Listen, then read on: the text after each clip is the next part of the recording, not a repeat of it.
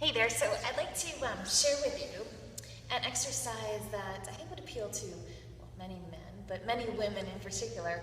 A lot of ladies that come into my studio are, let's say, over the age of 30, 35, and what they've noticed is that over the years, their butt has not only maybe started to drop, but it's soft. It's no longer lifted, per se, and it's no longer hard, it's just mushy. So to get rid of the mushy butt, you might do something like, you might do exercises like squats and lunges. Those are, very common tools in our booty building kit. But there are variations of these, like I've introduced the sumo squat before. This is one of those variations that I find to be really effective at getting into the glutes so that, again, we can target the glute more so than the quadricep. So let's say you work squats and you work your lunges and you start to build big quads. That doesn't really give us the appearance that many of us women want, which is like more like a slender leg with the nice round butt, nice round firm butt, okay? This exercise has that potential, but done well. And by well, I'm putting my own personal spin on this, because what you'll often see in this exercise, if you go to the gym or if you're flipping through a fitness magazine, is you'll see women doing what's called a Bulgarian split squat or split squat, using a bench of roughly this height, whether it's a gym bench you're doing exercises on or some other kind of platform, where they're putting their foot up here so it's flush on the bench, and then from here they're doing a lunge. Okay?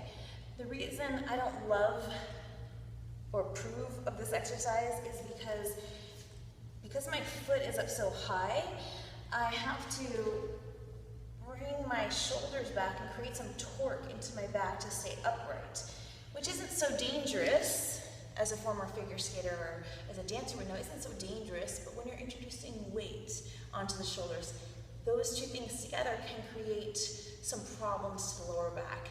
And one of the biggest problems or deterrents in fitness is injury or not being able to show up every day consistently. Consistency is the most important thing when it comes to achieving a transformation. So rather than having this high bench, I would bring it way down to one riser. This is what I would do. This is apparently, as I researched it, the way it was intended to be by the Bulgarians. Who knows if that's folklore, but that's what Wikipedia told me. And so I bring this down to one riser, and there's a couple of advantages to this. One is, I don't have to have my foot flush. I can actually put my foot here, like foot fold, which in willpower, the willpower method we know is great for your feet, and it's like strengthening. You have more power here if you have the foot fold.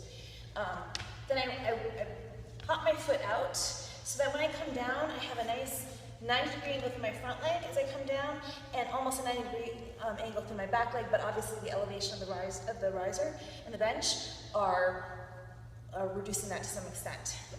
So from here, safe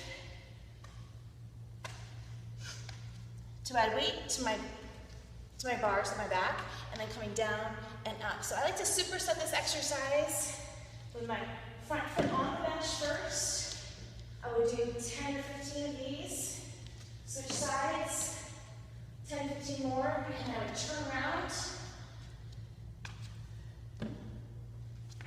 hop that foot out, come down and up.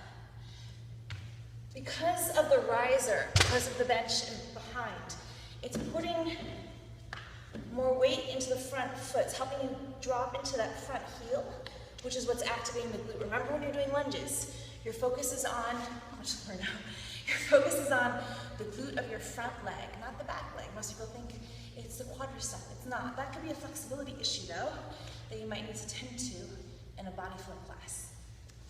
So I hope that helps, and yeah, keep squatting, keep lunging, and try out some of these variations.